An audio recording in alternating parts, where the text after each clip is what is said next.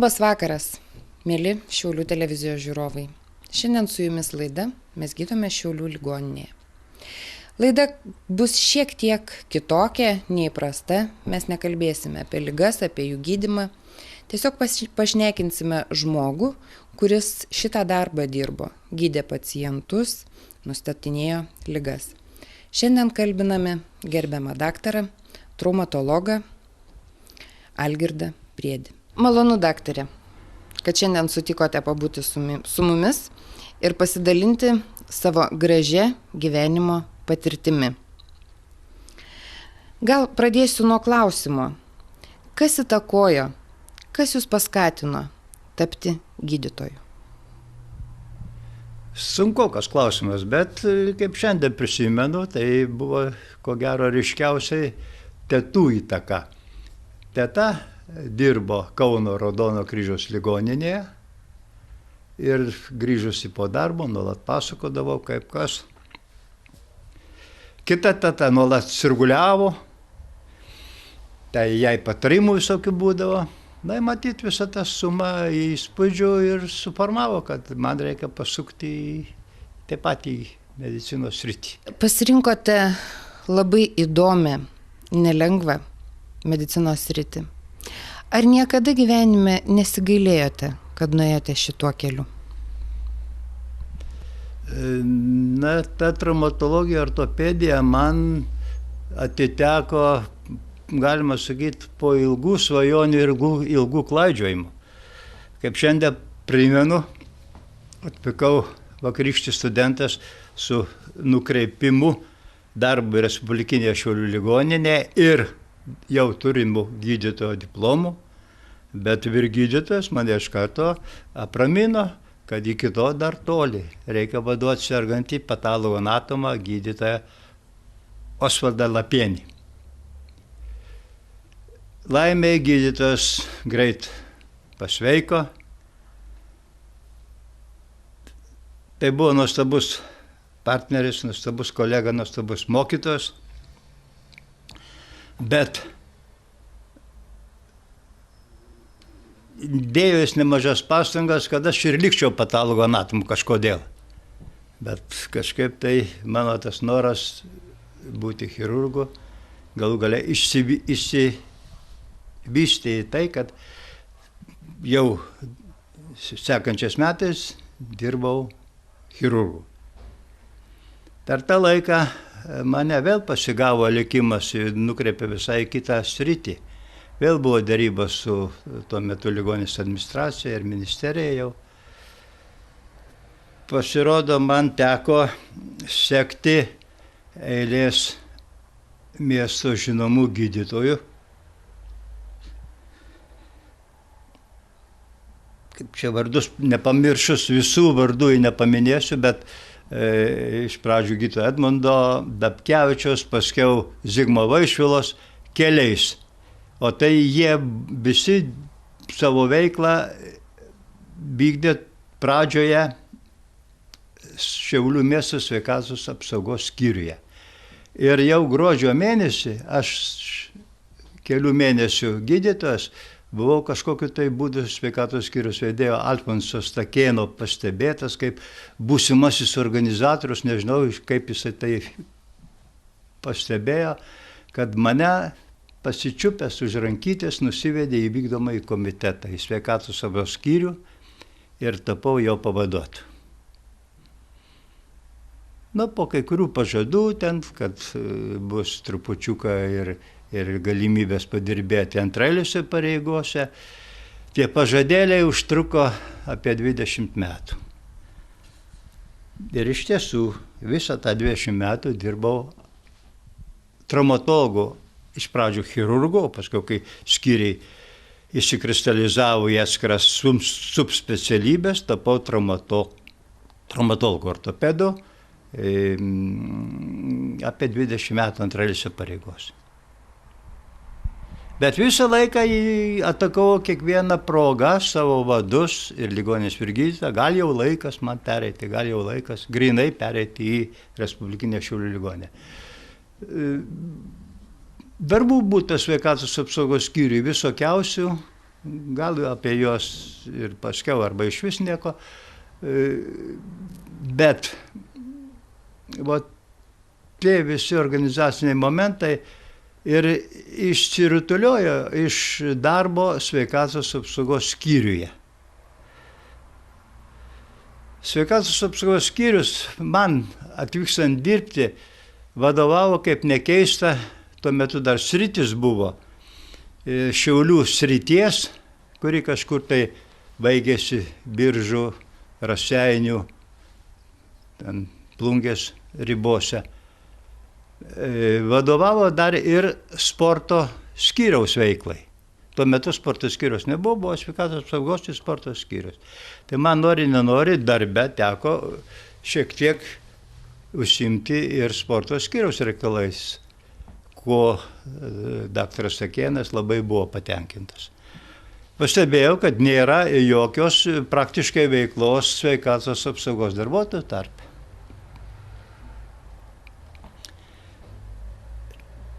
Čia jau buvo netvarka, žinoma, ir pradėjome organizuoti kai kurias sportinės priemonės medikam. Kai šiandien pamenu, pirmi tie skaičiukai buvo labai kuklus. Susirinkdavo ten nuo visų darbuotojų ten 1%, 1,5%. Taip.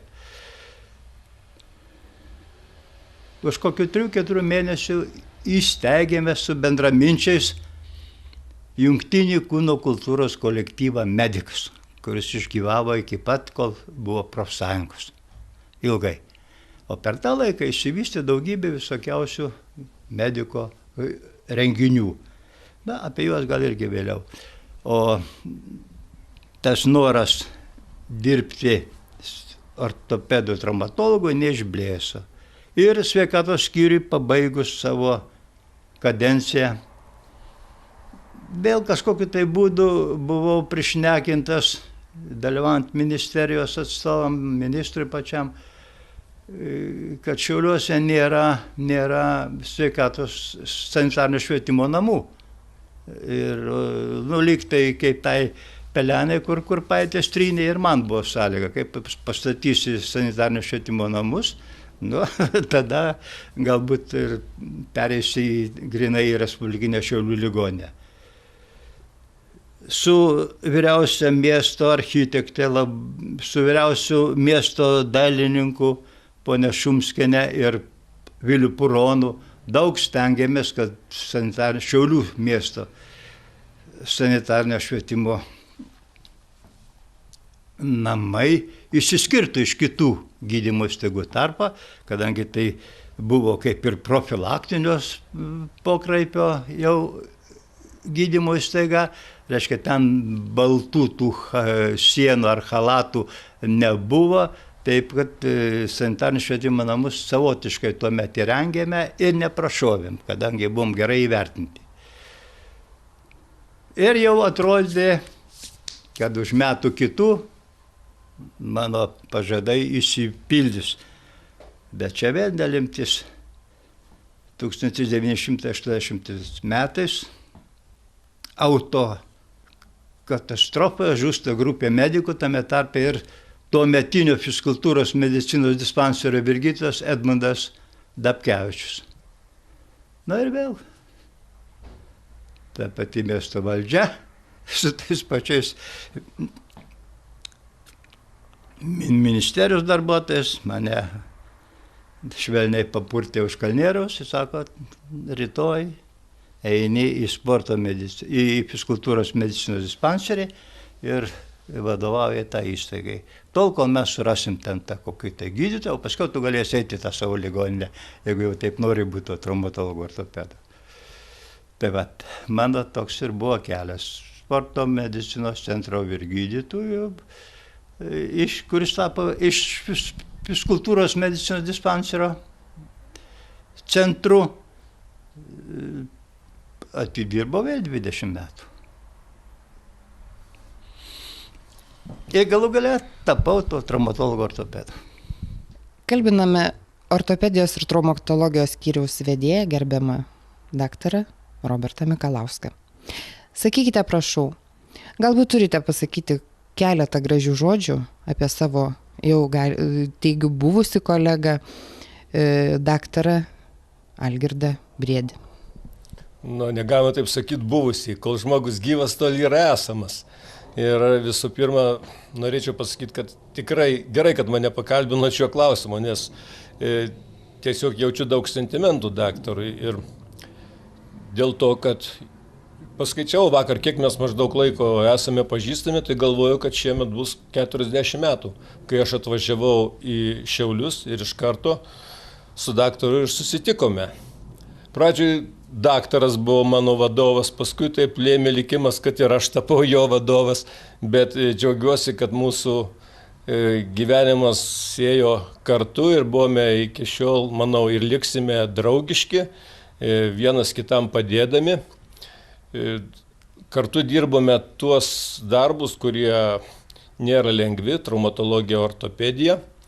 Man teko būti daktaro vadovaujamam, kada teko skaityti paskaitas ant švietimo namuose, vairuotojams apie pirmosios pagalbos teikimą, nes irgi reikėjo papildomų pinigėlių. Žinau, daktaras po 1 rublį mokėdavo už paskaitą, o dabar, aišku, dirbame traumatologinį darbą ir iki šiol dirbame Šiaulių Respublikinėje ligoninėje.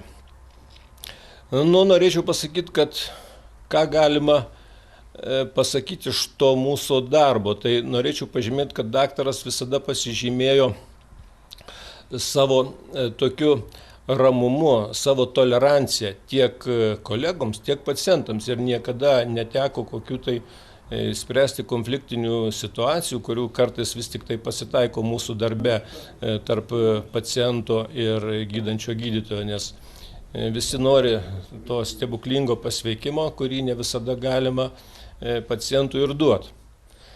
Toliau stebėtinas yra daktaro sugebėjimas išlikti ramiam, nechaotiškam, tokiais ir sudėtingais atvejais, kurių irgi kartais pasitaiko, ypač traumatologijoje, kurių nėra aprašyta nei jokiose instrukcijose, nei jokiose vadovėliuose ir tenka spręsti kartais tą situaciją, kuri nėra visiškai aiški. Tai daktaras sugebėdavo arba pats, arba pasitardamas su kolegomis įspręsti tą labai ramiai, be jokio chaotiškumo ir tai labai mane džiugina iki šiol. Manau, kad visiems ateina laikas, kaip sakyt, tą darbinę karjerą kažkaip tai sumažinti, atkreipti dėmesį į save ir pasilikti tuos gyvenimo likusius gražius metus savo laimiai, savo kelionėms, savo įspūdžiams didinti. Daktare, daug metų dirbote ir klinikinį, ir administracinį darbą, taip kaip visai neseniai minėjote. Taip. Sakykite, prašau, kuriame darbe jūs save realizavote daugiau ir kuris darbas jums buvo priimtinesnis? Labiau vertinau darbą klinikinį gydytojo, traumatologo, ortopedo. Norėjau įsisavinti visas operacijas, o iš pradžių dar teko ir bendros chirurgijos nemažai operacijų atlikti. Vien apendektomijų, ten kažkur apie 4 gal tūkstančius atlikau, strumektomijų ir taip toliau, daugybė kitokių operacijų. O ilgainiui tai tik traumatologinės ortopedinės krypties operacijos. Įsimintinas yra momentas ir kad 83-85 metais teko pabuvoti Kurgane pas profesorių Ilizarvą, įsisavinti nežidininę kaulo osteosintezės technologiją. Reiškia, tais visais virbalais fiksuojant ir tempiant į vietą lūžgalius. Tai buvo nauja ne tik tai Šiauliuose, bet ir visoje Lietuvoje. Mes šiauliečiai vieni iš pirmųjų įsisavinom tą sudėtingą metodiką ir ją ilgai puoselėjom ir ją ilgai dirbom. Ir dabar dar atliekamas tokios yra operacijos, kada yra atviri kaulo lūžiai, šautinės sužalojimai, traiškėtos žaizdos masyvios su didelio audinių defektais. Tai buvo įdomi sritis. Nu, patikdavo dirbti budėjimo metu. Kadangi traumatologijoje daugiausiai įvykių vis tik įvyksta kaip tik tai tamsiu paros metu. Tai atvažiuodamas čia tai primečiau, kad kažkur tai virš 3,5 metų esu praleidęs čia ligoniai naktim. Kai jūsų paklausiau, kuris darbas jums buvo priimtinesnis, ar kaip gydytojo, ar kaip administratoriaus, matau, atsakymą pasakėt labai konkrečiai, kad vis tik tai jums gydytojo darbas buvo mielesnis.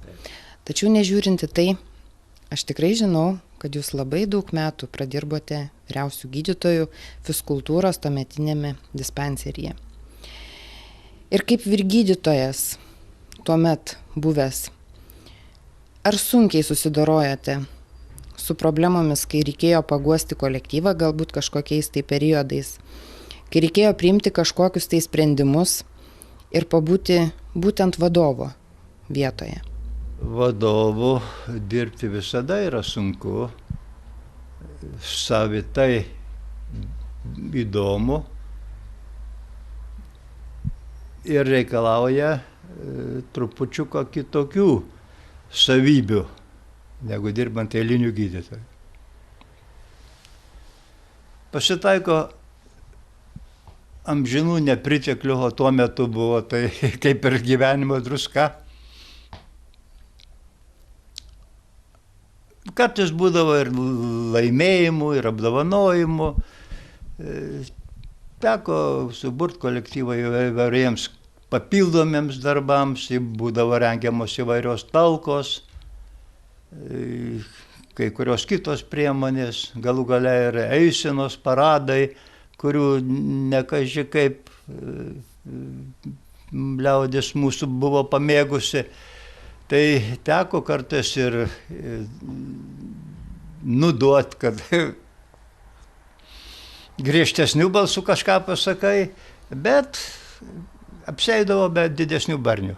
Išsiaiškinom pakankamai ramiai situacijos, tame tarpe ir kritinės, tas nesėkmės darbe, kurias galbūt reikėdavo išnagrinėti, priimti ir atitinkamus poveikio auklėjimo būdus, padėti personalai. Nu, maždaug tiek. Turėjote labai daug įsipareigojimų. Ar atradote laiko šeimai? Ar atradote laiko savo pomėgiams? Šeimai ir pomėgiams taip pat turėjau rasti laiko ir ko gero atradau. Su žmona sekėsi neblogai, ji taip pat sportinių charakterių, taip pat sportame centro buvo gydytoja, slidininkė. Tai ji labai gerai mane suprato ir visas tas priemonės kartu iš pradžių dalyvaudom. Paskiau jis sėkmingai augino sūnų ir dukrą, kurie jau dabar savarankiški. Dukra gydytoja, Vilniaus centrinės poliklinikos skyriaus vedėja, pediatrė. Sūnus mokytojavo Joniškyje, laisvalaikiu ūkininkavo tėviškėje. Ten plotai nemaži, taip pat ir to fizinio krūvio darbo daug reikia įdėti. Na ir toliau ta visa sportinė organizacinė veikla atėmė labai daug, tikrai daug laiko, bet turėjome tokią aiškę viziją, kad tai taptų tradicijos, o supratau jau senai, kad tik tradicijos gali atnešti teigiamų rezultatų. Jeigu jos kasmet tobulinamos, jos plečiamos, tai ir tų žmonių atsiranda norinčių dalyvauti daugiau vis. Ir kaip minėjau, savo sportinės organizacinės veiklos pradžioje buvo kažkur tai dalyvių 1%, 1,5% nuo visų darbuotojų skaičius, o mieste jų virš 4,000 buvo visą laiką. Tai paskutinių mediko sporto kolektyvo gyvavimo metų bėgyje jau metų renginiuose sudalyvaudavo virš 40%. Ko gero, per tą medicininį darbą ir pamiršau pasakyti apie tuos svarbiausius dalykus, kurie mane stebino. Tai, kad šalia darbo gerbiamas daktaras Algirdas sugebėjo rasti laiko tokiai viršdarbiniai veiklai. Kai atvažiavau į Šiaulius, jau radau bene kokią 10 tradicinę kasmetinę žiemos šventę, o paskui, man atrodo, jos išaugo tas skaičius iki 25 ar 26, kol galiausiai išblėso. Kasmetinė mediko dienos šventės, taip pat iki respublikinio lygio, jos buvo tradicinės rengti Šiauliuose ir visur daktaras buvo jų organizatorius. Dabar užsiminiau čia truputėlį epizodiškai apie mūsų tos tradicinius renginius. Tai jie tikrai pradėti buvo nuo kuklių vienadienių vienareikšmių renginių startų, o paskui išaugo į kompleksinius didžiulius renginius, kaip medicinos darbuotojo dienos metu. Taip pat jau ilgainiui tapusi buvus Turijada, vadinama, turistinis atskridis, į kurią jau suvažiuodavo irgi daug Respublikos svečių iš kitų miestų rajonų. Arba žiemos sporto šakų renginys, kuriame buvo ir sportinė medžioklė, ir poledinė žūklė, slidinėjimas, orientavimasis sportas ir, žinoma, ir vakaronė. Jų spėjome surengti 26, jos Saulės mūšio prizą turėjo ir visi miestai ir rajonai, medikai ir tų miestų rajonų labai stengiasi dalyvauti ir visi sutikti kažkur tai Vilniuje, Kaune ar kokioj Biržuose ar Plungėj klausdavo, kelintais šventė bus šiais metais ir ar tai bus sausis ar vasaris, kaip mums pasiplanuoti ant budėjimus, darbus ir taip toliau. Apart to dar reikia man paminėti ir mano grinai pomėgį keliauti pačiam. Iš pradžių gal dviračių, slidėmis. Tai buvo perėjimas ir rudenėjančią ar žiemos metu Kuršių nerija savotiškai įdomi. O paskui ilgainiui tos kelionės pasiekė ir Karpatus, ir Kaukazo, ir visos buvusios valstybės kalnuotas vietovės. Tapau alpinistu. Alpinistu tapau dar mokydamasis Kauno medicinos institute. Antram kurse, tai 1957 metais. Ir pelnytai dabar galiu vadintis alpinizmo pionierium, kadangi iš mūsų sekcijos išsirutuliojo Lietuvos alpinizmo federacija. Dažniau negu norėčiau, mane vėlgi traukė draugai, kurie vis stengiasi dalyvauti sudėtingesnėse įkopimuose, ilgesnėse ekspedicijose, o jiems būtinai reikėjo gydytojo. O aš čia kaip tyčia davė traumatologas. Tai neturėjau jokių galimybių atsisakyti ir tokiu būdu mano tas buvojimas kalnuose būdavo gan dažnas reiškinys. Tikrai esu daug įkopimų įvykdęs ir tame tarpe ir buvusios valstybės aukščiausią kalną. 7495 metrų aukštyje. Daktare, prieš laidą mes kuždėjomės abu susėdę. Kągi jūs veikiate dabar?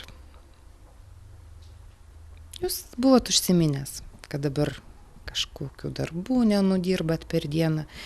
Tai kągi jūs dabar veikiate, kai nebereikia eiti į darbą? Apsidžiaugęs. Kiekvieną rytą pajuntu, kad nereikia eiti į darbą ir nebereikia gyventi pagal laikrodį niekur. Retkarčiais, jeigu dar yra koks pasimatymas su televizijos žvaigždėm, operatoriais, darbuotojais ar kur nors kitur, tai žiūrit laikrodį. O šiaip skubėti nebereikia. Ir tai vėlgi labai pagal mano charakterį, kadangi aš galbūt nuo to alpinizmo laikų, prieš padėdamas koją, gerokai dar pagalvodavau, ar verta ten padėti tą koją. Žodžiu, neskubėdavau. Tai va taip, turiu laiko, kadangi dabar tikrai nėra ką daryti. Iš esmės dar jokių didesnių darbų neužsiėmiau, kol kas savo ramiai atostogų režime, leidžiu laiką savo tėviškiai. Jau turbūt 14 kartų brėdžių ūkyje. Ten yra pakankamai veiklos, didžiulis sodas, tvenkinys, ir žuvis reikia maitinti, ir obuolius rinkti, ir žolę pjauti neribotai. Taip, ir galų gale technika atima laiko priežiūrai ir darbo organizavimui. Bet jau ten man lieka tik organizatorius ir patarėjo rolė. Jau dabar aš nebe tas darbininkas. Ko norėčiau būti dar? Daktare, svajonė tai toks artimas dalykas žmogaus sielai. Tai sunkus klausimas jums, aš žinau. Gal jūs turite dar neįgyvendintų svajonių, o gal jau suplanavęs ir tyliai širdies kamputyje turite kažkokią tai naują svajonę? Reikia ir ūkyje kai ką ten patvarkyti, dar jis, mano akim, kai kuriuose vietose tobulintinas yra. Taip, na, jeigu sėkmingai seksis, dar ir sveikatos lygyje pajudėti verta, ir dviratis laukia, ir žiemą galbūt atsiras to sniego. Bet to draugai karts nuo karto kviečia į įvairius atmintinės kelionės, kur jau būta, pavyzdžiui, ten Šanėj vyksta pastoviai alpiniados, ten priemonės, kur mūsų kalnai išvaikščioti jau eilę metų. Ir ten Šanėje, Karakolo slėnyje yra lietuviškų viršūnių daug, kai kurios ir mano tiek pavadintos, pirmo užkopėjo. Tai išsiami, sakykime, Žalgirio viršūnė graži ir kitos. Na ir matyt, va, toks aktyvus gyvenimo būdas dar mane nuves kažkur tai.